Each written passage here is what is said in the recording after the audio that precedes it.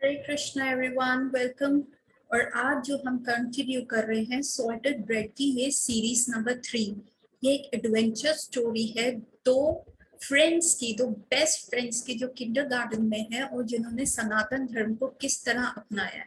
यदि आप ये थर्ड सेशन पहले सुन रहे हैं तो पहले के फर्स्ट और सेकेंड सेशन सुन लीजिए और तभी यू कैन को रिलेट विद द स्टोरी। सो अभी तक हमने देखा था कि साको और गाको जो थे वो एक स्पिरिचुअल लाइफ की सर्च में है, एक स्पिरिचुअल लाइफ के उनको अपनाना है, उनकी ये कॉलिंग है, इसलिए वो चर्चेस साफ करते रहते हैं। एक शॉर्ट सा रिकैप देके फिर मैं स्टोरी कंटिन्यू करूंगी। तो वो एक सर्च से है कि हम कहाँ पे ये चीज ढूंढें, और they are not very much comfortable कि जो अमेंडमेंट नंबर 6 है बाइबल में लिखा है कि थाई शुड नॉट किल, तो फिर नॉन वेजिटेरियन फूड क्यों, प्रीस्ट भी ऐसे फूड क्यों खाते हैं। इसी सर्च में गाको जो है अपना घर छोड़ के भागता है, एक चर्च में जाता है, वहां he is not very satisfied with the answers जो उसको मिलते हैं, और फिर वो वापस आ जाता है और वो चर्चेस क्लीन कर रहे हैं, ईस्टर्न फिलोसफीज की बुक्स ले रहे हैं, योगा प्रैक्टिस कर रहे हैं, फास्टिंग प्रैक्टिस कर रहे हैं, लाइब्रेरी जाके बहुत बुक्स ले रहे हैं। और जबकि वो एक सोवियत यूएसएसआर उस समय एक आयरन कर्टन से ढका हुआ था, कम्युनिस्ट जो पार्टीज थी वो रूल पे थे, जो भगवान के तत्व को, गॉड को नहीं मानते थे। वो कहते थे लीडर्स आपको खाना दे रहे हैं तो पैसा सबसे बड़ा है, तो वो इक्वालिटी होनी चाहिए, तो कोई ग्रोथ नहीं हो पा रहा था। अभी पीछे भी ऐसा हुआ था कि इवन ईस्टर्न और वेस्टर्न जर्मनी भी जो थी वो डिवाइड हो गई थी, और एक पार्ट ऑफ द जर्मनी जो कम्युनिस्ट था, एक पार्ट कैपिटलिस्ट था या डेमोक्रेटिक था। तो जो कम्युनिस्ट पार्ट के लोग होते थे वो उस वेस्टर्न जर्मनी से जाके ईस्ट में जाना चाहते थे, वो वहां से भागने की कोशिश करते थे क्योंकि कम्युनिस्ट गवर्नमेंट बहुत ज्यादा सप्रेस करती थी। वो सिर्फ अपने आइडियाज को थोपती थी और वो कहती थी कि पैसा सब बोलता है, तो लोग बड़े लेजी हो जाते थे उनके अंडर। सो वहां पे भी एक पूरा एक बुक है इसके बारे में, कैसे लोग वहां से वेस्टर्न जर्मनी से ईस्टर्न जर्मनी की तरफ जाते थे, और जो वो एक वॉल थी, द वॉल ऑफ जर्मनी बनाई गई थी, बर्लिन वॉल के नाम से वो फेमस है। वो बर्लिन वॉल वो एक आयरन कर्टन की तरह थी जो ईस्ट और वेस्ट जर्मनी को डिवाइड करता था, और कोई भी बंदा अगर उस बर्लिन वॉल के नजदीक आता था तो उसको शूट कर दिया जाता था, उसको shoot at site of order था। तो एक फैमिली थी जिन्होंने एक एयर बलून बनाया, दो फैमिलीज थी जिन्होंने एक बहुत बड़ा एयर बलून बनाया। उस जगह से फ्री होने के लिए वो ऊपर गए, बहुत डिफिकल्ट उनका वो था, वो पूरी एक स्टोरी डिस्क्राइब है कि कैसे वो एक बार फेल हो गए और गवर्नमेंट बड़ी सतर्क हो गई और गवर्नमेंट उनका पीछा करने लग गई, उनको ट्रेस करने लग गई, और फाइनली उन्होंने एक और महीने में वो फिर से एयर बलून बनाया और फिर वो वहां से उड़ गए।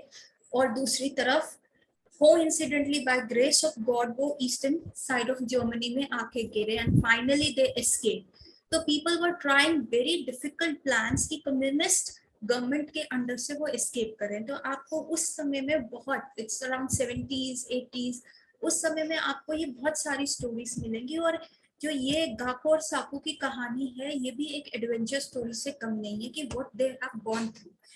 जब ये बुक खत्म हो जाएगी I will give a pictorial description, इसमें बहुत अच्छी पिक्चर्स हैं, इट गिव्स अ ग्लिम्स उस समय का, वो कैसा समय रहा होगा इन लोगों के लिए।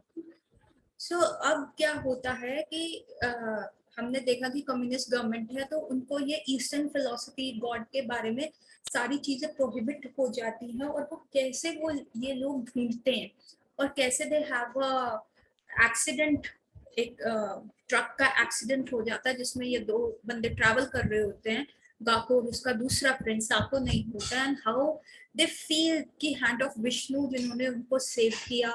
एंड सेम वे फिर गाको धीरे धीरे हरे कृष्णा मूवमेंट से अट्रैक्ट होता है, वो हरे कृष्णा के एक टेम्पल में जाता है जो एक बहुत सीक्रेट टेम्पल था, उसमें डोर नॉकिंग का भी एक सिस्टम था, मतलब कि पता चल जाता था कि अगर कोई डिवोटी, कोई भक्त आ रहा है तो वो एक उनका स्टाइल था, एक कोड था जिस हिसाब से वो दरवाजे को यूं करके नॉक करते थे, 3 टाइम्स का नॉक करना, कैसे नॉक करना, तो वो सारा एक नॉकिंग का वे था, वो लोग करते थे।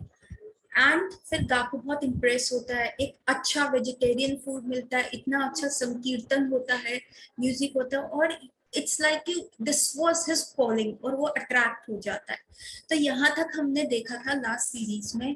और क्योंकि गाको अभी अपना मिलिट्री का सेशन पूरा कर आया और अभी साको आया नहीं है, उसको 2 महीने और हैं कंपल्सरी रशियन मिलिट्री में ट्रेनिंग, इनके उस समय का रूल था, वो करते थे।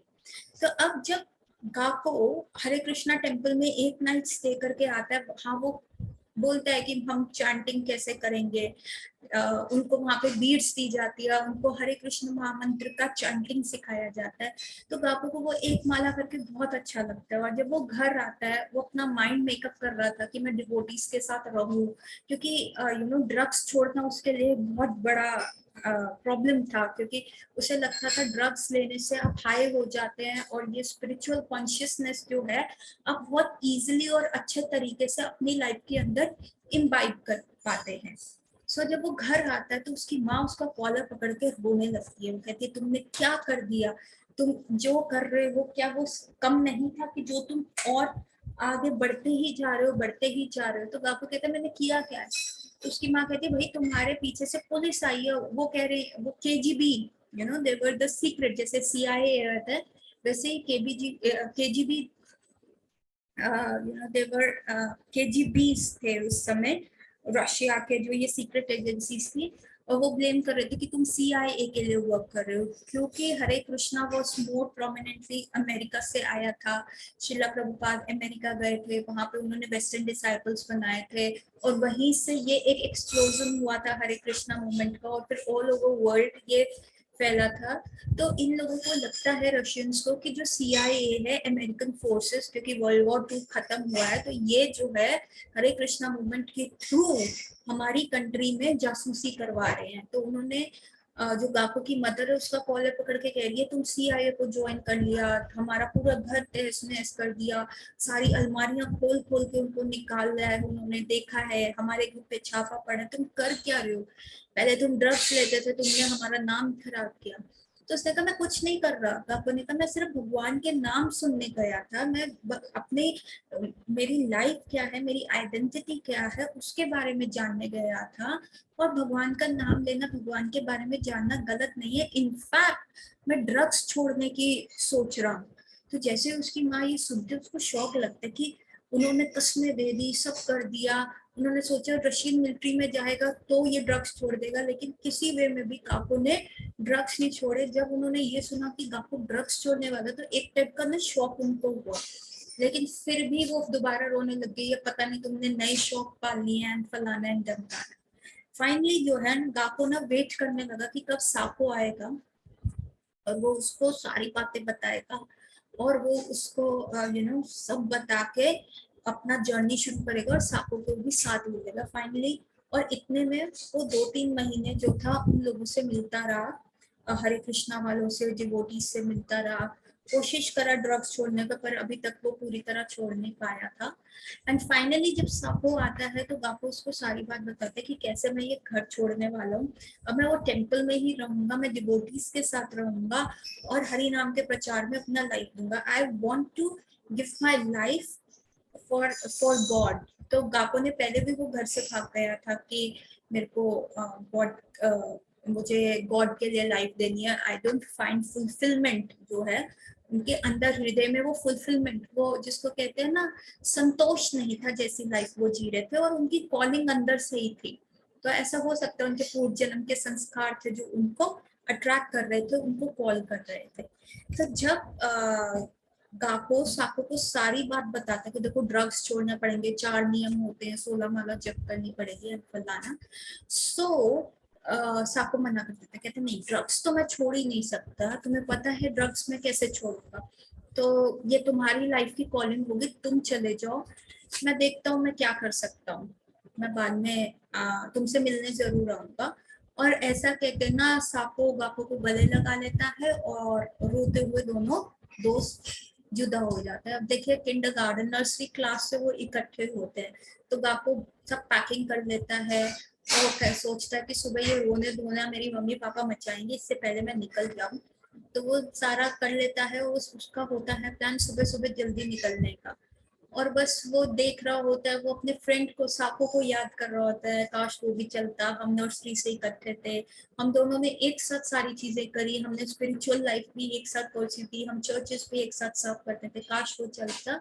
एंड लो एंड बिहोल्ड 12:30 बजे उसके ऊपर वाली विंडो पे नॉक होता है और साको वहां आया होता है। वो कहता है देख मैं तेरे को भाई अकेला नहीं छोड़ सकता, मैं भी तेरे साथ चलूंगा, देखते हैं एक बार जाके तो देखता हूँ क्या होता है। फाइनली सापो और गापो वहां चले जाते हैं जिस टेम्पल में गापो गया था, और वहां पे सापो को भी लोग प्रीच करते हैं ड्रग्स छोड़ने होंगे ये तो। गापो एक्सपेक्ट कर रहा था कि सापो कहेगा नहीं नहीं ये मैं नहीं कर सकता, पर सापो ने इंस्टेंटली कहा हाँ मैं ड्रग्स छोड़ दूंगा, I was waiting for this moment I do. और वो गापो को बाद में आया, गापो ने कहा अभी तो तू मना कर रहा था कल भाई कि मैं ड्रग्स नहीं छोड़ सकता, और अब तू कह रहा है कि तू ड्रग्स छोड़ देगा। तो साकू कहते पता नहीं यहाँ आके ऐसे लगा कि मैं यही जगह ढूंढ रहा था। जैसे होता है ना प्यासे को पानी मिल जाता है, अगर आपको प्यास लग रही है तो कोई चीज आपकी प्यास नहीं बुझाएगी, सिर्फ पानी। तो उसी प्रकार साकू को लग रहा था मैं एक तड़पती हुई मछली थी और ऐसा लग रहा है कि मुझे पानी मिल गया, यही यही मेरी कॉलिंग थी और मुझे यही आना था। और वो फाइनली गाको को बहुत थैंक यू करता है, और सापो इतना प्रगाढ़ हो जाता है जैसे ही वो टेम्पल ज्वाइन करता है, वो उतना ही ज्यादा इतना स्ट्रिक्ट हो जाता है प्रैक्टिस में, चार नियम का पालन करना, चैंटिंग करना, बुक डिस्ट्रीब्यूशन करना, और मतलब टेम्पल एक्टिविटीज में, टेम्पल सेवा में इतना प्रगाढ़ हो जाता है, सुबह जल्दी से उठना। और वो ऐसा होता है कि he was like he was totally into it. और वहां गाको स्ट्रगल कर रहा होता है, उसको ड्रग्स नहीं मिल रहे होते, he was so much addicted. वो बार बार यही सोच रहा था कि मैं अपनी मम्मी पापा के पास चला जाऊं वापस, क्या ये मेरा रॉन्ग डिसीजन तो नहीं है, जबकि गाको वॉज द वन जो चर्च भाग के गया था। और यहाँ साको को एकदम अटैचमेंट हो जाता है, और वो सारी सर्विसेज में हो जाता है। और फाइनली जब गाको बहुत अनडिसिसिव हो रहा था तो साको कहता है क्या तुम ये एक लाइफ टाइम कृष्णा को नहीं दे सकते, कितनी अच्छी फिलॉसफी है, देखो हम जन्म मृत्यु जरा व्याधि के चक्कर से बाहर हो जाएंगे, think about it, understand the philosophy. पर लेकिन गाको अंदर वो चीज एसिमुलेट ही नहीं कर पा रहा होता। वो कहता है उसको अपनी फैमिली, ओल्ड लाइफस्टाइल, ड्रग्स, सबसे इम्पोर्टेंट था वो ड्रग्स सिगरेट्स लेना, उससे वो बर्दाश्त ही नहीं हो रहा होता कि वो छोड़ दिया, उसको ऐसे विड्रॉल सिम्टम्स आ रहे होते हैं। फाइनली गाको एक दिन डिसाइड करता है नहीं मैं वापस जा रहा हूँ, एक आध महीना मैं अपनी फैमिली को, डिवोटीज को कहता है कि मुझे एक आध महीना दो, मैं अपनी फैमिली का कुछ काम है वो करके फिर आऊंगा। और वहां साको समझ गया होता कि ये गाको जा रहा है, शायद ये नहीं आएगा। तो साको उसको बहुत कन्विंस करता है, एंड फाइनली गाको नहीं मानता तो गाको एक दिन चला जाता है। अब जब वो वापस अपने घर जाता है तो वहां देखता है कि सब लोगों का तो नजरिया ही बदल गया उसको देखने का। ठीक है, वो उसको बड़ी अजीबो गरीब नजरों से देख रहे होते हैं। इवन साको के पेरेंट्स तो गाको को सोच रहे होते हैं कि इस लड़के की वजह से ही हमारा लड़का ना बर्बाद हो गया, जो ये डिवोटी बन गया है। और सब उसको ऐसे घूर रहे होते, कोई उससे बात नहीं कर रहा होता, एज इफ कि वो एकदम एलियन कम्युनिटी हो गई होती है उसके लिए, जबकि वो इसी कम्युनिटी में पला बड़ा है। अब उसको वहां पे इतना अनकंफर्टेबल फील हो रहा है, और वो डिवोटीज के साथ बहुत ही सुपर कंफर्टेबल था, एज इफ कि वो वहीं पे पैदा हुआ है और वही उसकी कम्युनिटी है। यहाँ लोग उसको बड़े अजीब तरीके से देख रहे होते हैं, और साको उसको बार बार फोन करके कह रहा होता है भाई तू आजा आजा, कुछ नहीं रखा हुआ। और फाइनली वो कहता है ठीक है मैं आऊंगा, मैं कोशिश करता हूँ, मैं आऊंगा। सापो से मिलने भी आता है, और वो सापो के सामने ड्रग स्मोक करते हुए उसे बड़ा अजीब सा लग रहा होता है, गिल्टी फील हो रहा था, जबकि ये दोनों ही ऐसे अबंडन प्रॉपर्टीज में बैठ के ड्रग स्मोक किया करते थे, और आज गाको को सापो के सामने ड्रग्स लेते हुए बहुत अजीब सा लग रहा हुआ था। ठीक है, सो अब जब गाको कहता है मैं सोच रहा हूँ, अभी सोच रहा हूँ, साको चला जाता है, तो गाको ना क्या करता है, सोचता है कि और लोगों से पूछता हूँ और लोगों की राय क्या है। तो वो ना दो तीन अपने फ्रेंड्स को जो कि ड्रगिस्ट ही होते हैं, वो उनका ही सर्कल होता है, उन्हें प्रीच करता है। तो वो कहते हैं ये हरे कृष्णा वाले ना पागल है, देखो अब ये जानवर बने, किस लिए बने, हमारे भोग के लिए तो बने, हमें खाने के लिए बने, ये ड्रग्स क्यों बने हैं, ये ड्रग्स भी हमारे को इंजॉय करने के लिए बने। अगर भगवान को ये हमें देना ही नहीं होता, कि हमें ये लाइफ ही नहीं देनी होती एंजॉय करने के लिए, तो ये सारी चीजें वो क्यों बनाते। सो वो जो होते हैं बड़े ही क्रेजी वे में वो चीज कर रहे होते हैं, ठीक है। पर अगेन जो होता है गाको उस चीज को ऊपर से तो वो कर रहा था कि ये देखो इन सब की भी थिंकिंग हमारे जैसी है, ये सब भी वही चीज कर रहे हैं। तो लेकिन तब क्या होता है गाको का, लेकिन अंदर से तो हृदय परिवर्तन हो चुका होता है और गाको ये सोच रहा होता है कि you know he was like separated between the two things। एक तरफ की कॉलिंग उसकी स्पिरिचुअल होती है और एक तरफ वो इंजॉयमेंट की उस लाइफस्टाइल में गया होता है। सो धीरे धीरे गाको क्या करता है, अपनी स्मोकिंग को ओवरकम करता है, अपने आप को प्योरीफाई करता है कि मैं डिवोटीज के पास जाऊं, और वो वहां जाने लगता है। हालांकि वो धीरे धीरे स्मोकिंग कम कर रहा होता है, लेकिन फिर भी डिवोटीज बड़े टॉलरेट करते हैं उसको। वो डिवोटीज के वहां आने रहने लग जाता है, वो उस टेम्पल में वापस आ जाता है जहाँ साको होता है। और डिवोटीज बड़े टॉलरेंट होते हैं उसके इस बिहेवियर की तरफ कि वो बाहर चला जाता था, स्मोक करता था तो उसके मुंह में से बदबू आ रही होती थी। बट डिवोटीज उसको कहते चलो प्रयास कर रहा है, छोड़ने की कोशिश कर रहा है। सो फाइनली क्या होता है, वहां पे डिवोटीज जो होते हैं वो अरेस्ट होना शुरू हो जाते हैं पुलिस के द्वारा, क्योंकि एक कम्युनिस्ट पार्टी थी और कम्युनिस्ट पार्टी जो थी वो कोई भी रिलीजियस फिलोसफी को प्रोपोगेट नहीं करने देना चाहती थी। तो वो कम्युनिस्ट फिलोसफी क्या करते हैं वो, तो बहुत सारे डिवोटीज अरेस्ट होने लग जाते हैं। एक प्रेग्नेंट लेडी भी अरेस्ट हो जाती है, प्रेग्नेंट डिवोटी थी वो भी अरेस्ट हो जाती है। पर इससे बाकी डिवोटीज डरे नहीं, वो और दृढ़ हो गए, वो और बुक्स पब्लिश करने लगे और बुक डिस्ट्रीब्यूट करने लगे। तो ये कम्युनिस्ट पार्टी जो थी वो चाहती थी कि ऐसा बुक डिस्ट्रीब्यूशन ना हो, कोई फिलॉसफी ऐसी जो है वो डिस्ट्रीब्यूट ना की जाए। लेकिन उनको अरेस्ट किया जाता था, उनको बहुत मारा कूटा जाता था, लेकिन फिर भी डिवोटीज का जो हौसला था वो कम नहीं हुआ, वो और प्रगाढ़ हो गए, वो और करने लगे, कोई डरा नहीं, कोई पीछे हटा नहीं, ठीक है। और एक बार सबसे पहले एक रशियन भागवत गीता उस टेम्पल में आई जहाँ पे गाको और साको थे, और वो रशियन भागवत गीता की एक कॉपी आई। अब उस कॉपी को उनको प्रिंट करना था, उनके पेजेस को, या उनको फोटो कॉपी करके फिर बाइंड करके वो बुक्स बनानी थी। वो एक सिंगल कॉपी आई थी, तो गाको देखने गया तो जो वहाँ के टेम्पल प्रेसिडेंट थे संन्यास दास, उन्होंने कहा नहीं अभी मत देखो, अभी हमारे पास सिंगल कॉपी है और हमारे पास और बैकअप नहीं है। तो जैसे ही वो भागवत गीता गाको ने देखी, समथिंग चेंज्ड इनसाइड हिम। और डिवोटीज ऐसे मार्टियर हो रहे थे, डिवोटीज ऐसे अरेस्ट हो रहे थे, and still it was like fighting in the battlefield. और गाको का जो हौसला था ना वो बढ़ गया, और finally stopped he stopped smoking. और फिर उसने क्या किया, बाकी सारे डिवोटीज की तरह, अब उनके पास एक प्रॉपर प्रिंटिंग प्रेस तो था नहीं, तो बहुत जुगाड़ की तरह वहां पे काम चलता था। वो किताबें लाए उन्होंने, जुगाड़ से वो प्रिंट करी किताबें, और उसके बाद वहीं पे टेम्पल रूम में बैठ के ही वो क्या करते थे, एक बाय एक पेज देखते थे कि अब ये पेज 1 है, उसके बाद 2 होगा, 3 है। वो पेजेस पेस्ट करते थे, फिर गत्ता लगाते थे, फिर उसको बाइंड करते थे, और उसके ऊपर का जो कवर पेज वो बनाते थे कि सुंदर सा एक कवर पेज होगा ताकि लोगों को अट्रैक्ट किया जाए, तो वो बना के चिपकाते थे। और ऐसे ही वो मल्टीपल बुक्स बनाते थे, और वो मल्टीपल बुक्स जो है वो बाजार में जाके लोगों को बुक डिस्ट्रीब्यूट करते थे, कहीं पे कभी रेलवे स्टेशन, कभी एयरपोर्ट, कभी गवर्नमेंट ऑफिस के बाहर, हर जगह वो वैसी बुक डिस्ट्रीब्यूशन करने लग गए थे। सो ये चीज हो रही थी। तो जब वो फर्स्ट कॉपी आई थी, जब उन डिवोटीज ने बनाई, उन्होंने वो सबसे पहले गुरु और कृष्णा को ऑफर करी और उनकी ब्लेसिंग्स ली कि ताकि हमारा जो ये एंडेवर है वो बहुत स्ट्रांगली आगे बढ़ता रहे। अब क्या था, साको जो था ना, उसका तो ऐसा था, पूर्व जन्म के संस्कार थे कि वो इतना ज्यादा इन्वॉल्व हो गया था, वो एक चीज भी जो कृष्णा का, वो सोचता था सब चीजें है ना कृष्णा की है, और हर चीज की यूटिलाइजेशन जो है कृष्णा के लिए करनी चाहिए। तो वो 1 रुपया भी नहीं खर्च करता था, बड़े ही मेटिकुलसली चलता था कि ये कृष्णास मनी है, इसको मैंने वेस्ट नहीं करना। कोई रफ कागज भी बचता था तो उसको सेव कर लेता, तो उसको सम वे और द अदर यूज करता था। तो कोई भी चीज वो ऐसे नहीं करता था।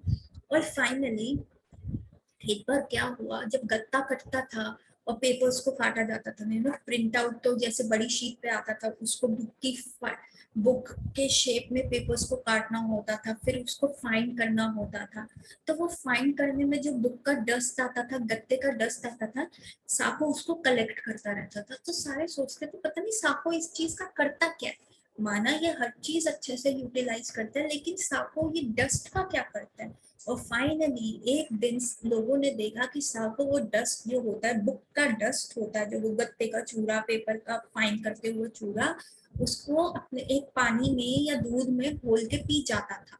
तो सब देख के बड़े हैरान हुए, उन्होंने कहा भाई साको तुम ऐसा क्या करते हो। तो साको ने बताया कि देखो, ऐसा श्रीमद चैतन्य चरितामृत में लिखा है, और ऐसा जो है हमारे गुरुजन बताते हैं कि भक्त धूली जो है, भक्त की धूली हो गए, या भक्त के पैर की धूली, या भक्त का उच्छिष्ट खाना, मतलब रेमिनेंट्स जो फूड है जो भक्त ने खाया होता है, और जो क्या कहते हैं भक्त के पैर का धोया हुआ जल अगर किसी को मिल जाए और उसको पा ले, तो क्या होगा, वो उसके हृदय में भी वो प्योरिफिकेशन आ जाता है। I am in so much in love with Krishna कि ये भागवत गीता जो है कृष्णा पर्सोनिफाइड है, और क्योंकि ये हमें भगवान के पास लेके जाती है। और सेकेंडली कृष्णा और भागवत गीता में कोई डिफरेंस नहीं है, क्योंकि भागवत गीता जो है कृष्ण के बोले हुए वर्ड्स हैं। तो मैं ये पेपर, ये एक कृष्ण की धूली हो गई, जैसे हम खाने को भोग लगाते हैं भगवान को, और हम वो भगवान का खाया हुआ खाना जो उच्चिष्ट होता है पाते हैं, तो हमारे हृदय में प्योरिफिकेशन आता है। इसी प्रकार ये जो भागवत गीता है, ये सॉन्ग ऑफ कृष्णा जो कृष्ण ने बोला था, और ये जो शब्द है ये कृष्ण के मुख से निकले हुए शब्द हैं। तो ये जो डस्ट आ रहा है, तो ये भी उनका उच्चिष्ट है, ये भक्त का भी उच्चिष्ट है और ये कृष्ण का भी उच्चिष्ट है। तो मैं, क्योंकि हम सब भक्त इनको वो कर रहे हैं, हम सब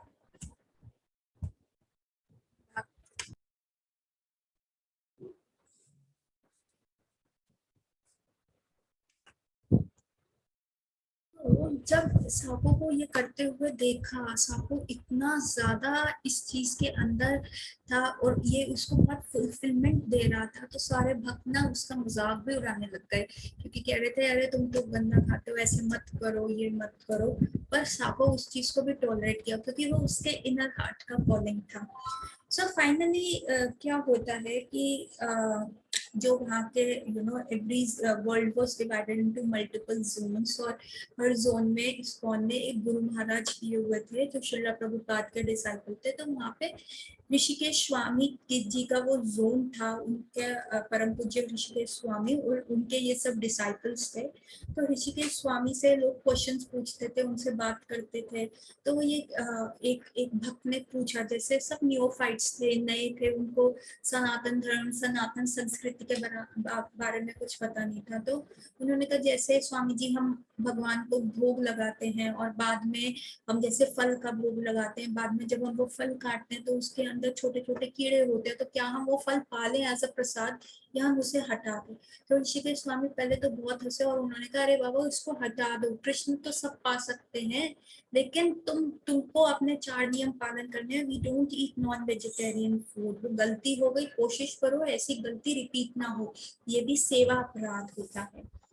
तो और अब साको जो इतना ज्यादा इन्वॉल्व था इसी चीज में, तो उसकी दीक्षा भी हो जाती है, और आज से अब से साको को हम सचिसुता स्वामी के नाम से बोलेंगे, सचिसुता दास उनका नाम पड़ता है।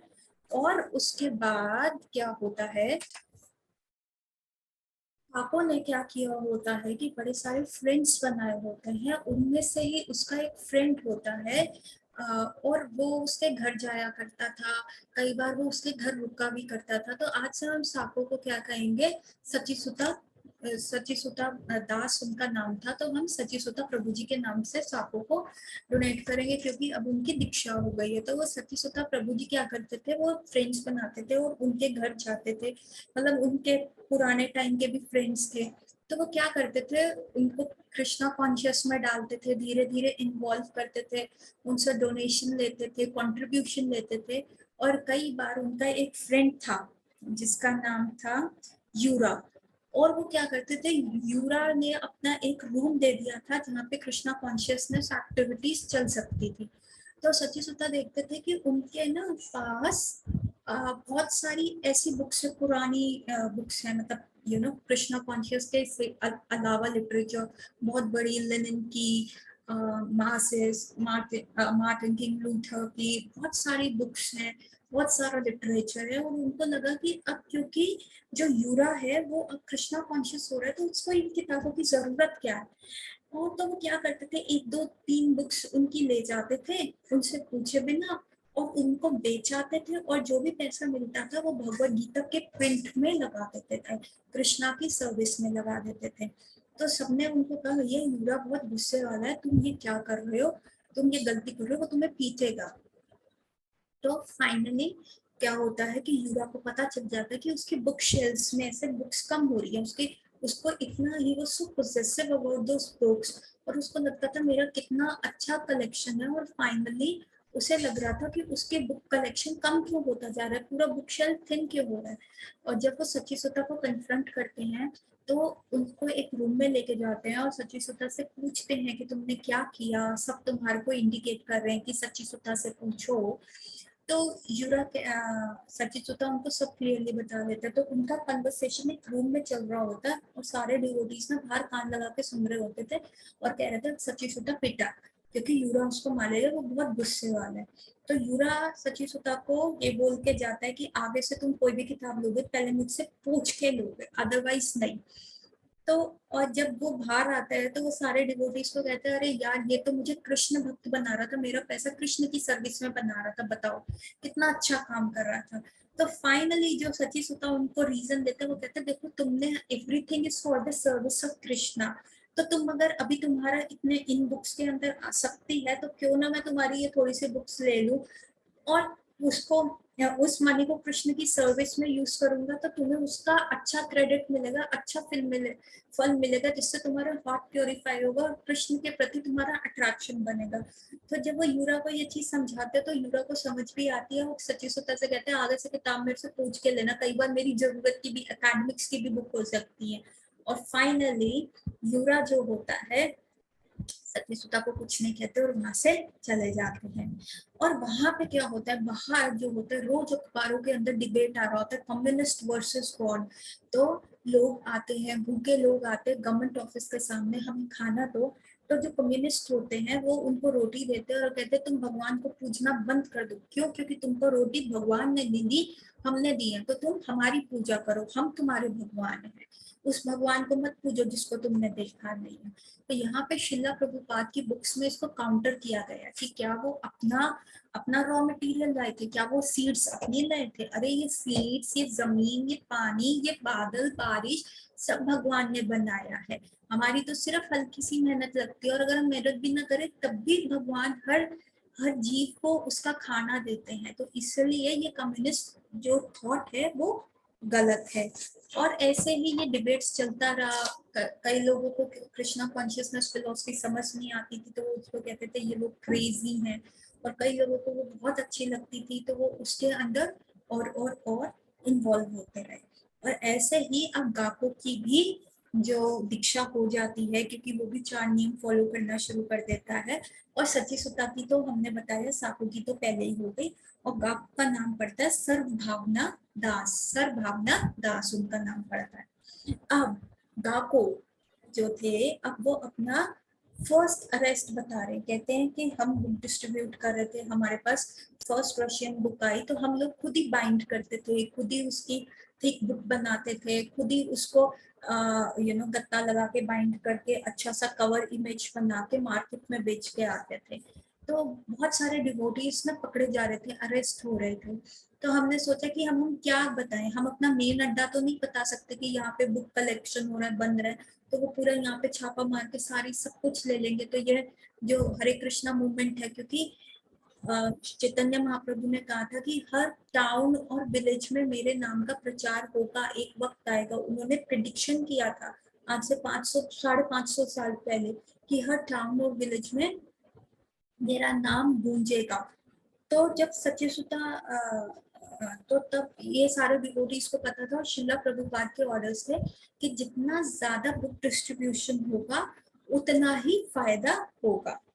पर लेकिन डिवोटीज को पुलिस अरेस्ट कर लेती थी, फिर उनको मारती थी और फिर 2-3 दिन के बाद छोड़ देती थी। तो बहुत सारे इन लोगों ने डिसाइड किया कि अब हम जो है स्टोरीज कैसे बताएंगे, कि हमें बुक्स कहाँ से मिली। तो कई लोगों ने ये स्टोरी बनाई कि हम कह देंगे कि हमें रेलवे स्टेशन में ऐसी पड़ी हुई ये किताबें मिल गई थी, हमें पढ़ने में अच्छी लगी, तो हमने कहा क्यों ना हम इनको बेच भी दें। तो क्या होता है, ये तो भगवान के नाम का प्रचार है। तो और कई डिवोटीज ने इतना सैक्रिफाइसल थे, कई लेडी डिवोटीज थी, उन्होंने अपनी ज्वेलरी बेच के पैसा दे दिया, कईयों ने ज्वेलरी के लिए पैसा इकट्ठा किया था, वो बुक प्रिंटिंग के लिए दे दिया, कईयों ने अपनी किताबें बेच दी, कईयों ने अपनी ओल्ड बुक्स जो बहुत फिलोसफी की थी, गापों ने तो अपनी पुरानी किताबें बेचनी शुरू कर दी, जो उसका वो उस टाइम का ट्रेजर समझा जाता था। तो ऐसे ऐसे करके बुक्स जो थी उस आर्मेनियन जगह में, रशिया का जो पार्ट है आर्मेनिया, उसमें वो उस टेम्पल के अंदर बुक्स पब्लिकेशन शुरू हुआ। ठीक है, फिर क्या हुआ, अब क्या होता था, कईयों के पास कई बार कमी आ जाती थी, तो वो लोग फोटोकॉपी भी करते थे उसको टाइपराइटर से। ये लोग क्या करते थे, प्रिंट करते थे, कई बार प्रिंट अच्छा नहीं हो रहा तो वो टाइप राइटिंग करते थे, टाइपराइटर के बाद एक पीछे फोटोकॉपी का पेपर लगाते थे, और फिर एक पेपर और रखते थे, वो टाइपराइटर के साथ दो, मतलब एक ही पेज की दो कॉपीज बनाते थे। उस समय टाइपराइटर भी आपके कम्युनिस्ट गवर्नमेंट का ऐसा वो था कि आप टाइपराइटर या फोटोकॉपी मशीन नहीं रख सकते थे घर में बिना परमिट के लिए, उसके लिए स्पेशल परमिट मिलता था कि आप लोग क्या कर रहे हैं, किस चीज के लिए वो कर रहे हैं। इसी तरह ईशु उपनिषद भी पब्लिश हुई, और धीरे धीरे डिवोटीज बहुत ज्यादा इनकरेज हुए, बहुत सारे स्वामीज आते थे, इवन उनके गुरु महाराज ऋषिकेश स्वामी उनका आत्मबल बढ़ाते थे, उनको अपलॉड करते थे उनकी सर्विसेज के लिए। अब क्योंकि बहुत ज्यादा स्ट्रिक्टनेस हो गई थी, तो डिवोटीज क्या करने लगे, बुक्स को स्मगल करने लग गए, कि अब उन्होंने बुक्स तो प्रिंट कर दी, अब दूसरी सिटी में जाके या दूसरे पार्ट में जाके उनको डिस्ट्रीब्यूट करनी है तो कैसे करें। अगर वो ऐसे भारी सा बैग लेके या बॉक्सेस लेंगे, तो आजकल तो चेकिंग बहुत हो रही थी, तो उन्होंने क्या किया, जो फ्रूट्स के ड्राइवर हो गए, जो ट्रक ड्राइवर्स थे, जो सामान को इधर उधर लेके जाते थे, उनको थोड़ा सा पैसा देना शुरू किया, ताकि वो एक एक एक पैकेज बुक का ले जाएं अपनी गाड़ी में छुपा के। एक, क्योंकि तब सरकार इतना ज्यादा, उनको लगा था कि सिर्फ एक एक आदमी होगा जो किताबों का बैग लेके वहां पे चेकिंग हो जाएगी, तो उन्होंने ऐसे कट्टे के कट्टे इन लोगों के साथ भेजने शुरू करे, उनको पैसा देना शुरू किया। कई लोग पैसा नहीं लेते थे, कई लोग बड़े होते नहीं हम नहीं लेके जाएंगे, तो उन लोगों को उन्होंने कृष्णा कॉन्शियसनेस फिलॉसफी समझाई, कुछ कन्विंस हो जाते थे तो कुछ ये काम करना शुरू कर देते थे। तो उसी प्रकार से ऐसे ही हुआ। और बाकी सारे लोग क्या करते थे, 5-5 10-10 के बुक्स अपने बैग में भर के स्ट्रीट पे जाते थे, डिस्ट्रीब्यूट करने। वो देख लेते थे, भाप लेते थे कि अगला बंदा कैसा है, तो लोगों का था कि उनके देखने के नजरिए से पता चल जाता था कि ये बंदा थोड़ा सा स्पिरिचुअल है, इसको अप्रोच करेंगे तो इससे हमें पॉजिटिव रिस्पॉन्स मिलेगा। ऐसे ही गाको भी निकल गया था एक बार बुक्स डिस्ट्रीब्यूट करने के लिए, और सुबह सुबह ही जिस आदमी को उसने पहले बुक दी, उसको देते ही रियलाइज हो गया कि उसने गलती कर दी है। उसको लगा ये आदमी बहुत कंड्यूसिव होगा, लेगा, लेकिन वो केजीबी का आदमी निकला, और वो उससे इतने सारे सवाल पूछने लग गया, कहाँ से मिली, कहाँ पे मिलती है ये। तो गाको ने घुमा के कहना शुरू कर दिया, उसने कहा अगर भागूंगा अब तो मैं फंस गया हूँ। तो गाको ने घुमा के कहना लग गया, नहीं नहीं, ये तो मेरे को ऐसे ही मिली थी, तो मुझे अच्छी लगी, तो मेरे को लगा कि मैं इसको बांटूं। ऐसा कुछ नहीं है, मैं तो फ्री ऑफ कॉस्ट दे रहा हूँ, किसी को लेनी है तो ले लो, मैं कोई इसके पैसे थोड़ा ना इकट्ठा कर रहा हूँ, कोई मैं इससे मनी थोड़ा ना इकट्ठा कर रहा हूँ। और वो आदमी उससे और सवाल पूछने लगा, और फाइनली उसने उसका हाथ पकड़ा कि चलो। तब गाको को लगा अब भागना चाहिए। गाको भागने की कोशिश करी, पहले गाको अपनी बातों से उसको घुमा रहा था कि ताकि वो उसे छोड़ दे, लेकिन फाइनली गाको ने भागने की कोशिश करी, पर उस आदमी उसको पकड़ के पुलिस स्टेशन ले गया। वहां पे उसको कहा गया तुम अपने कपड़े उतारो, उसकी चेकिंग करी गई, उसका वो थैला ले लिया गया जहाँ पे और बुक्स थी, और साथ के साथ उसने जो घड़ी पहनी हुई थी वो ले गए। और फाइनली उसको हाथ पीछे करके, वो गाँव को कहता है ये सब मैंने मूवीज में देखा था, मुझे नहीं पता था कि मेरे साथ भी ऐसा होगा। तो गाको को हाथ पीछे करके हथकड़ियां लगा के उसको एक काल कोठरी में बंद कर दिया, और वहां पे उसको आवाज आ रही थी कि जैसे कोई पिट रहा है, कोई जोर जोर से चीख रहा है, चिल्ला रहा है, बचाओ बचाओ कह रहा है। और गाको को लगा कि भैया अब बस इसका भी नंबर है। तो वहां बैठे बैठे हरि नाम कीर्तन करने लगा, हरे कृष्ण महामंत्र अपने मन में माला उसकी जपने लगा, नरसिंह आरती गाने लग गया कि भगवान प्लीज मुझे बचा लो, आपने मेरे को यहाँ क्यों डाल दिया, प्लीज मैं तो आपका काम कर रहा था। तो ऐसे वो बस प्रेयर्स करता रहा। कुछ देर के बाद उसका पोटरी से उसको निकाला गया और फाइनली उसको एक और जगह लेके गया जहाँ काकू को पता चल गया उसको खींचा जाएगा। और फाइनली वहां पे दो पुलिस ऑफिसर्स थे, एक मोटा था और एक पतला था। जो मोटा वाला था बड़ा गुस्से वाला था, वो गाकू को बहुत पीट रहा था, वो क्वेश्चंस के आंसर्स कर रहा था। और जो पतला वाला था वो थोड़ा सा रहम दिल था, वो गाकू को कह रहा था तुम बता दो तुमको क्या मिला है। तो गाकू उनको वही घुमा घुमा के बता रहा था, क्योंकि वो नहीं चाहता था कि जहाँ पे ये बुक डिस्ट्रीब्यूट, वो अपने सेंटर को उसको जो है पकड़वाना नहीं चाहता था। वो अगर उनको पकड़ जाते तो बहुत सारे डिवोटीज की जो लाइफ थी वो खतरे में आ जाती। और जो इतना पैसा इकट्ठा कर करके उन्होंने बुक प्रिंटिंग के लिए जुगाड़ लगाए हुए थे, वो सारी बुक्स उनसे छीन ली जाती। श्रीला प्रभुपाद ने कहा था ये बुक्स जो है ना ये टाइम बॉम्ब की तरह है, लोगों की लाइफ में जाके विस्फोट करेंगी, ऐसा डिफरेंस लाएंगी। और जो लोग हैं ना एक्चुअली इसके लिए तरस रहे हैं, क्योंकि लोगों को एक्चुअल गोल ऑफ लाइफ क्या है वो पता नहीं है, और ये बुक्स जो है उनका मार्गदर्शन करेगी। बहुतों में से कुछ तो स्पिरिचुअली इंक्लाइंड होंगे, कुछ तो अपना ह्यूमन बर्थ को सेव कर पाएंगे, 84 लाख योनियों में जाने से बच पाएंगे। तो ये बहुत इंपॉर्टेंट है, बुक डिस्ट्रीब्यूट करना बहुत इंपॉर्टेंट है। तो ये फिलॉसफी जो थी गाको के दिमाग में थी, और इसलिए वो इतनी मार भी खा रहा था फिर भी उसने रिवील नहीं किया। और वो जब अधमरी अवस्था में आ गया था तो जो पतला वाला पुलिस वाला था उसके मन में रहम आ गया, उसने मोटे वाले पुलिस वाले को कहा कि तुम बाहर जाओ। और उसने गाको को समझाया कि भाई तुमने जो करना है करो, या तो तुम सच बताओ। तो गाको कहता मैंने तुम्हें सब सच बता दिया, पता नहीं तुम मेरे क्यों मारे जा रहे हो। भगवान का नाम लेना, भगवान के बारे में प्रचार करना गलत नहीं है। तो वो जो पतला वाला पुलिस वाला कहता देखो आज तो ये लोग तुम्हें छोड़ रहे हैं, जाने दे रहे हैं, अगली बार तुम पकड़े गए ना ये तुम्हें नहीं छोड़ पाएंगे, मेरे कहने पे भी नहीं छोड़ पाएंगे। अभी तो मैं तुम्हारी सिफारिश लगा रहा हूँ कि चलो ठीक है ये ट्रूथफुल है बंदा, इसको जाने दो। लेकिन अगर फिर ये लोग तुम पकड़े गए तो ये लोग तुम्हें नहीं छोड़ पाएंगे, मेरे कहने पे भी नहीं छोड़ेंगे। तो तुमने जो करना है अपने घर में करो, घर के कमरे में करो, नाचो गाओ भगवान की किताबें पढ़ो, लेकिन बाहर स्ट्रीट्स पे आके मत डिस्ट्रीब्यूट करो। सो उसने कहा ठीक है। और फाइनली गाको जब जाने लगा उसने कहा मेरा थैला तो दे दो। उन्होंने कहा नहीं, क्योंकि तुम ऐसे अरेस्ट किए गए हो तो तुमको कोई भी चीज नहीं मिलेगी, तुम्हारी घड़ी भी नहीं मिलेगी। और गाको वहां से क्या करता है, देखता है अपना मुंह हाथ धो के जाने लगता है। तो गाको को लगता है कि कोई पुलिस वाला उसका पीछा ना कर रहा हो, तो वो रास्ते बदल बदल के जो है जाता है, कभी किसी बिल्डिंग में जाता है, कभी किसी लेन में घूम जाता है, गोल गोल गोल गोल घूमते हुए, ताकि जो अगर बाय चांस अगर वो उसका पीछा कर रहा है तो वो टेम्पल के मेन जगह पे ना पहुंचे, वहां पे बुक डिस्ट्रीब्यूट होती है जहाँ पे।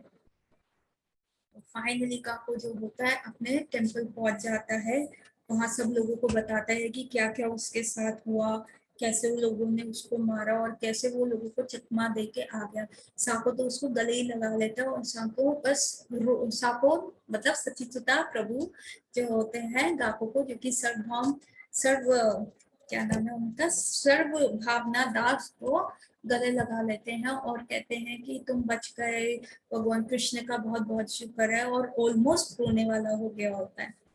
अब क्या होता है कि हरे कृष्णा डिवोटीज बहुत पकड़े जाने लग जाते हैं, और उनके बारे में ना आर्टिकल्स आने शुरू हो जाते हैं, नेगेटिव रिव्यूज आने शुरू हो जाते हैं कि ये हरे कृष्णा वाले बेकार है, लोगों का ब्रेन वॉश कर रहे हैं, अननेसेसरी उनकी शिक्षा दे रहे होते हैं। तो क्या होता है, इनको संन्यास दास को ना एक आइडिया आता है, जो कि उस जगह के टेम्पल प्रेसिडेंट होते थे। वो कहते हैं क्योंकि अब हमारे एरिया के अराउंड ना बहुत सारे लोग पकड़े जाने लग गए हैं, कहीं हमारा ये जो मेन सेंटर है ये बाहर ना निकल आए, या इसके बारे में लोगों को ना पता चल जाए। और क्योंकि अब यहाँ पे डिवोटीज बहुत पकड़ रहे हैं तो पुलिस जो है बहुत ज्यादा सतर्क हो गई है। तो हमें क्या करना चाहिए, हम क्या करेंगे, अब हम रशिया आ जाएंगे, हम अर्मेनिया में नहीं बांट के हम रशिया की दूसरी स्टेट्स में जाएंगे। तो हम यहाँ पे बुक बाइंड करेंगे, प्रिंट करेंगे, और एक पार्सल बना के हम अपना लिए एक ट्रैवल बुक करेंगे और उस दूसरी सिटी में जाके हम एक होटल में अपने ही नाम पे वो जो है पैकेज को कोरियर करा देंगे या मेल करवा देंगे। मतलब ये लोग क्या करते थे, यहाँ से बुक्स वगैरह पैक करते थे। अब इतनी बुक्स उठा के ट्रेन से और फ्लाइट से तो ट्रैवल नहीं कर सकते, बसेस से ट्रैवल नहीं कर सकते क्योंकि पुलिस की बहुत स्ट्रिक्टनेस हो गई थी। तो ये क्या करते थे, उस चीज को कोरियर करा देते थे या मेल करा देते थे और तभी पैसा लेके ट्रेन की टिकट लेके उस होटल में पहुंच जाते थे और वहां पे अपना ही पार्सल रिसीव करते थे और फिर वो बुक्स लेके वो क्या करते थे, डिफरेंट डिफरेंट सिटीज में डिस्ट्रीब्यूट करते थे उस जगह में। क्योंकि अभी पुलिस सिर्फ इस एरिया के सराउंडिंग सतर्क थी क्योंकि उनको यहाँ पे वो एक्टिविटीज मिल रही थी। तो अब पुलिस को पता नहीं आगे क्या होगा, और जब तक वो वहां पे थोड़ा डिस्ट्रीब्यूट करेंगे और उनके बारे में लोगों को पता चलेगा तो वो दूसरी सिटी में मूव हो जाएंगे। तो ऐसे उनका प्लान था। तो सबने कहा हाँ ये बढ़िया है, अभी हम अपना सेंटर को रिवील नहीं कर सकते। सो बहुत सारे डिवोटीज ऐसे ही करते हैं, ग्रुप बनाते हैं और जाने लगते हैं। और वहीं पे सचिसुता और सर्वभौम जो कि अब गाको हैं, तो साको और गाको जो होते हैं वो एक सिटी के अंदर चले जाते हैं। पर वो डिफरेंट होटल रूम्स में रहते हैं कि बाई चांस अगर एक पकड़ा गया तो दूसरे के बारे में ना पता चले। क्योंकि यहाँ पे जितना भी अरेस्ट होता था डिवोटीज तो पिटते ही पिटते थे। कई डिवोटीज पीछे भी हट जाते थे क्योंकि उनको इस चीज में इन्वॉल्व नहीं होना था। और बुक्स, जिस बुक्स के लिए वो इतना पैसा इकट्ठा करते थे, इतना सैक्रिफाइस और इतनी ऑस्टेरिटी वाली लाइफ जीते थे, वो बुक्स भी उनकी चली जाती थी और वो केजीबी वाले उनको जला देते थे, तो उनका सारा मेहनत खराब हो जाता था। तो फाइनली साको और गाको जो होते हैं एक सिटी में जाते हैं और वो अलग अलग रूम में रहते हैं, अपने बुक्स का पार्सल रिसीव करते हैं और अलग अलग बुक डिस्ट्रीब्यूट करने जाते हैं। और शाम को नियम बनाते हैं कि रात का खाना इकट्ठा करके फिर हम अपने रूम्स में जाएंगे, डिस्कस करेंगे, इकट्ठे नहीं रहेंगे कि ताकि एक दूसरे को पकड़ा ना जाए। हम तो ऐसे ही करते हुए 10 डेज में वो डिस्ट्रीब्यूट कर देते क्योंकि रशियंस को ना किताबें पढ़ने को बहुत शौक था। तो वो बड़े ही इंटेलेक्चुअल लोग थे, तो उनको लगा उनको 10 दिन में ही उनका सारा बुक्स, सारे फ्लायर्स जो थे उसमें कृष्णा कॉन्शियसनेस फिलोसफी के बारे में था, वो सब खत्म हो गए। और उन्होंने टेम्पल फोन किया पर वहां पे कोई उठा नहीं रहे थे। तो उनका ना हृदय बड़े तेजी से धड़कने लगा कि अब हमने टेम्पल भी फोन कर दिया, कोई उठा नहीं रहा, क्या होगा, कैसे होगा, क्या करेंगे। तो वो फाइनली वापस आने लगे क्योंकि अब उनके पास कुछ डिस्ट्रीब्यूट करने के लिए भी नहीं था। जब वो वापस आए तो देखा कि टेम्पल तो खाली पड़ा है, कोई दरवाजा नहीं खोलेगा। तो उनको लगा पता नहीं शायद भांडा फूट गया, लेकिन वहां पे उनको 2 डिवोटीज मिले। उन्होंने कहा नहीं भाई, टेम्पल शिफ्ट कर दिया है क्योंकि पुलिस को इस जगह के बारे में शक हो गया था, तो हमने एक और जगह ले लिया, वो बहुत अच्छा है, इससे भी बड़ा टेम्पल रूम है। तो फाइनली सर्वभाव जो गाको हैं और सची सुता जो करते हैं वहां पे जाते हैं, प्रसादम पाते हैं, उनको बहुत अच्छा लगता है और बुक्स का पार्सल एक और सिटी में जाके अपने नाम पे मेल करवा लेते हैं और फिर दूसरी जगह जाने लगते हैं। और इसी बीच उनकी ऋषिकेश स्वामी से, उनके स्पिरिचुअल मास्टर से, उनके गुरु महाराज से उनकी बात होती है, तो उनको अपलॉड करते हैं और उनका उत्साह और बढ़ जाता है। और फाइनली ये साको और गाको फिर से एक दूसरे सिटी में, वो कॉन्फिडेंट हो गए थे कि 10 दिन में उन्होंने इतना सारा कर दिया।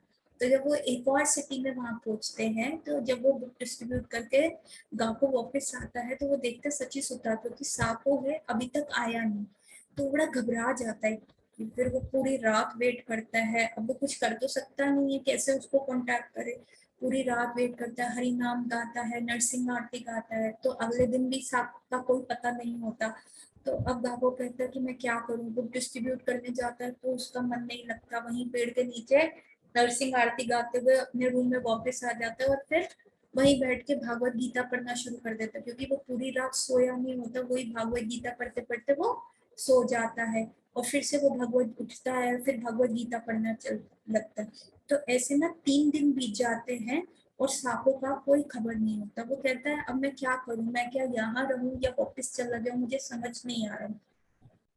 तो कहता अगर मैं वापस जाऊंगा तो इतनी सारी बुक्स लेके वापस जाऊंगा तो पकड़े जाने का खतरा है, तो इससे अच्छा मैं यहीं रुक के पहले ना ये सारी बुक्स को डिस्ट्रीब्यूट कर देता हूँ और फिर देखता हूँ कि मैं क्या कर सकता हूँ। इतने में क्या पता सांपों का पता चल जाए। अंदर से तो उसको लग रहा होता है कि शायद जो है सांपों पकड़ा गया है। तो फिर वो क्या करता है, चौथे दिन वो बाहर जाता है, एक शॉपिंग मॉल के बाहर खड़ा हो जाता है और वहीं पे वो बुक डिस्ट्रीब्यूट करने लगता है। तो तभी सामने से ना एक बड़ा ही जेंटलमैन वाला बंदा, बड़ा ही डैपर किस्म का बंदा ना उसको क्रॉस कर रहा होता है। तो उसको लगता है पता नहीं इसको दूं, ये तो परफेक्ट क्रिश्चियन लग रहा है। क्रिश्चियंस तो हरे कृष्णा कॉन्शियसनेस फिलोसफी में इंटरेस्टेड ही नहीं है, क्योंकि सबसे बड़ा टक्कर की बात तो ये है, हम लोग कहते हैं कि नॉन वेजिटेरियन फूड नहीं खाना, ये लोग कहते हैं नहीं ये अलाउड है, सिर्फ ह्यूमन बींग्स को नहीं मारना होता।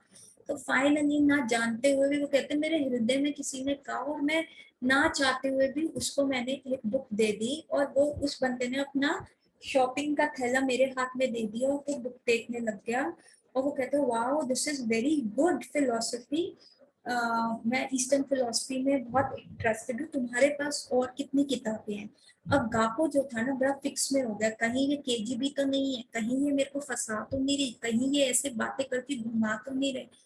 तो कहते तुम्हें कितनी किताबें चाहिए। तो वो आदमी कहते मुझे दे दो 5, 10, 20, 50 जितनी तुम्हारे पास है दे दो। वो कहते तुमने क्या करोगे। कहते मेरे बहुत सारे फ्रेंड्स हैं, मेरे एक फ्रेंड है जो योगा कर रहा है 10 साल से, उसी ने मेरे को इसके बारे में बताया। उसी ने मुझे कहा कि कभी तुम्हें अगर भागवत गीता कहीं से मिलती है तो तुम उसको परचेज कर लेना और वो तुम अपने पास रख लेना, खरीद लेना, क्योंकि वो तुम्हें गोल ऑफ लाइफ बताएगी। तो अभी भी गाको बड़ा इनडिसिसिव होता है, उसको लग रहा होता है अभी पीछे से 2 पुलिस वाले आएंगे पकड़ के ले जाएंगे। तो कहते नहीं अभी मेरे पास एक ही कॉपी है, तो तुम ये रख लो, बाद में मैं तुम्हें दे दूंगा, मेरे पास और है इसकी। तो वो बंदा वो किताब उससे खरीद लेता है और फाइनली वो अपना शॉपिंग बैग लेके जाने लगता है। तो वो कहता है कि तुम मेरे को कब मिलोगे, कहाँ मिलोगे, तो तुम ऐसा करो तुम मेरे साथ चलो। वो कहता है, तो गा को बड़ा वो हो जाता है कि ये मैं फंस गया, ये मेरे को पुलिस स्टेशन लेके जा रहा है। तो गाको उसके साथ कार तक जाता है, तो वहां देखते है उसकी मदर होती है, एक बूढ़ी औरत बैठी होती है, और फाइनली गाको उसकी हेल्प करता है। उसको 2-3 किताबें और दे देता है। वो कहता है ये मेरे पास और किताबें तुम ले लो, बाकी किताबें मैं तुम्हारे लिए बाद में ले आऊंगा। तो वो जैसे ही वो किताबें लेना चाहता होता है तो गाको ही कहता है कि मैं तुम्हें ऐसे ओपनली नहीं दे सकता, तुम्हारी गाड़ी में रख दूंगा। तभी ही गाको जो है गाड़ी में जाता है। तब वो आदमी उसको कहता है तुम हमारे साथ चलो लंच करना। तो गाको उनको कहता है नहीं मैं अपना फूड खुद कुक करता हूँ, कृष्णा को ऑफर करता हूँ और फिर खाता हूँ, तो मैं नहीं चल सकता तुम्हारे साथ क्योंकि तुम नॉन वेज फूड खाते हो। तो कहते ठीक है तुम हमारे घर आओ, हमारे लिए भी खाना बनाओ, हम भी वो खाना टेस्ट करना चाहते हैं। तो बहुत इंसिस्ट करते हैं, और क्योंकि वो आदमी अच्छा लग रहा होता है, गाड़ी में उसकी बूढ़ी माँ भी होती है, तो डरते डरते गाको हाँ तो बोल देता है। और फाइनली वो वहां जाते हैं उनके घर, तो देखते हैं वो बहुत रईस है, उसकी तो बहुत बड़ी कोठी है, एकदम मेंशन है, और बहुत नौकर चाकर है। और वो घर के अंदर जाता है तो वो आदमी कहता है तुम शावर ले लो और तुम नहा लो, उसके बाद तुम खाना बनाना, और उसको अपने कपड़े भी दे देता है। तो गा को मना करने वाला होता है, लेकिन फिर भी वो आदमी उसे इंसिस्ट करता है कि तुम ये कपड़े ले लो। Just a moment.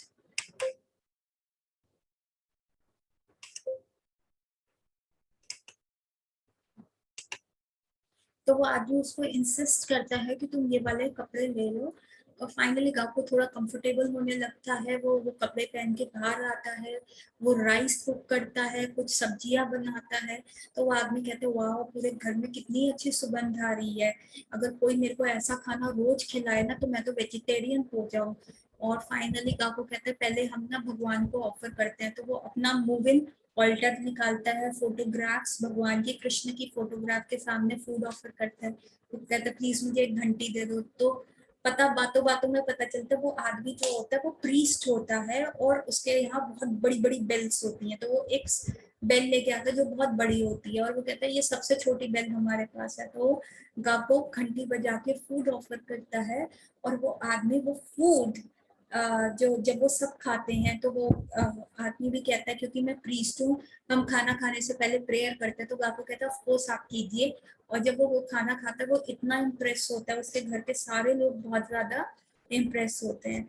तो बाद में वो आदमी कहते है तुम ये थोड़ी सी भागवत गीता मेरे साथ पढ़ो तो सही।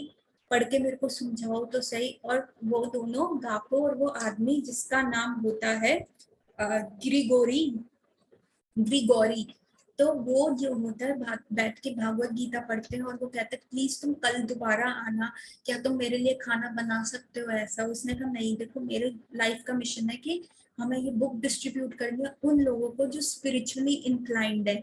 तो अगर तुम मेरे से इतनी सारी बुक्स खरीद लोगे, मेरा मकसद पैसा बनाना नहीं है कि तुम बुक्स खरीद लो और तुम अपने अलमारी में रखो। मैं चाहता हूँ ये हर एक बंदे के पास पहुंचे ताकि उसको अपनी लाइफ का ट्रू पर्पस जो है पता चले।